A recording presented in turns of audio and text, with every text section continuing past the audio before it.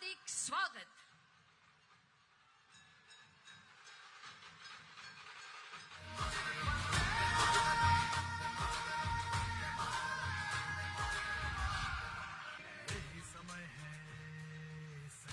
पराग रांगणेकर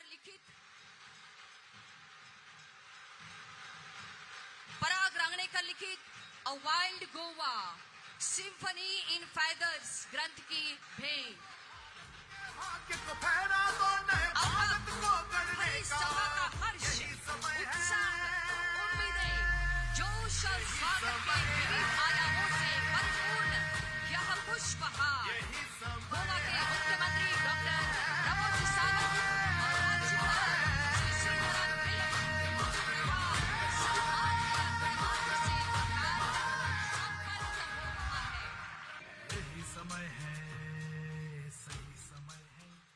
कर्तव्यदक्ष गोवा शासन, गोवा सरकार का नेतृत्व करने वाले गणमान्य पदाधिकारियों को गोवा वासियों को बधाई देने हेतु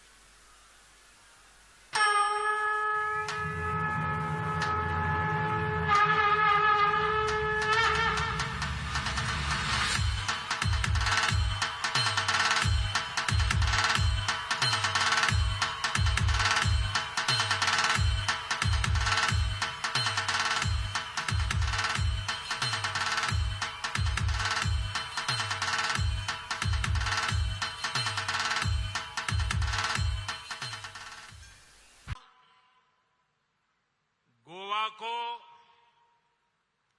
यहां के सुंदर समुद्र तटों के लिए, प्राकृतिक सुंदरता के लिए हमारा गोवा जाना जाता है।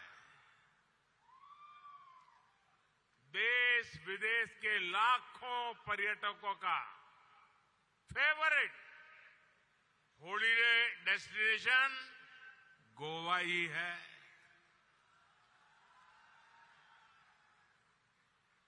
किसी भी सीजन में यहां एक भारत श्रेष्ठ भारत को महसूस किया जा सकता है।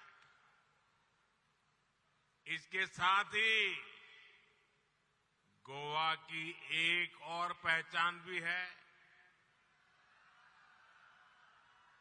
गोवा की इस धरती ने कई महान संतों, मशहूर कलाकारों और विद्वानों को भी जन्म दिया है। आज मैं उन्हें भी याद करना चाहता हूं। संत सोयरोबनाथ आंबिये,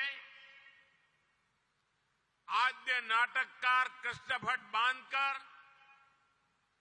सूरश्री केसरबाई केरकर, आचार्य धर्मानंद कौसंबी और रघुनाथ माशेलकर जैसी हस्तियों ने गोवा की पहचान को समृद्ध किया है। क्षेत्र और आबादी के लिहाज से भले ही छोटा है, लेकिन सामाजिक विविधता के मामले में हमारा गोवा बहुत बड़ा है। यहां अलग अलग समाज के लोग, अलग अलग धर्म को मानने वाले लोग एक साथ रहते हैं, अनेक पीढ़ियों से रहते हैं। इसलिए गोवा के यही लोग जब बार बार बीजेपी की सरकार चुनते हैं तो इसका संदेश पूरे देश को जाता है। बीजेपी का मंत्र सबका साथ, सबका विकास का है। देश में कुछ दलों ने हमेशा डर फैलाने की, लोगों में झूठ फैलाने की राजनीति की है, लेकिन गोवा ने ऐसे दलों को करारा जवाब दिया है और बार बार दिया है। साथियों, केंद्र सरकार की प्रमुख योजनाओं में से कई योजनाओं में गोवा 100% सैचुरेशन हासिल कर चुका है। और हम सब जानते हैं, जब सैचुरेशन होता है तो भेदभाव खत्म हो जाता है। जब सैचुरेशन होता है तो हर लाभार्थी तक पूरा लाभ पहुंचता है। जब सैचुरेशन होता है तो लोगों को अपना हक पाने के लिए रिश्वत नहीं देनी होती। इसलिए मैं बार बार कहता हूं कि सैचुरेशन ही सच्चा सेक्युलरिज्म है। सैचुरेशन ही सच्चा सामाजिक न्याय है। यही सैचुरेशन गोवा को, देश को मोदी की गारंटी है। साथियों, भारत हमेशा से नेचर, कल्चर और हेरिटेज की दृष्टि से समृद्ध रहा है। दुनिया में लोग अलग अलग तरह के टूरिज्म के लिए अलग अलग देशों में जाते हैं। भारत में हर प्रकार का टूरिज्म एक ही देश में एक ही वीजा पर उपलब्ध है। लेकिन 2014 से पहले जो सरकार देश में थी, उसने इन सभी पर इतना ध्यान नहीं दिया। पहले की सरकारों में पर्यटक स्थलों के विकास के लिए, हमारे समुद्री किनारों के विकास के लिए, द्वीपों के विकास के लिए कोई विजन नहीं था।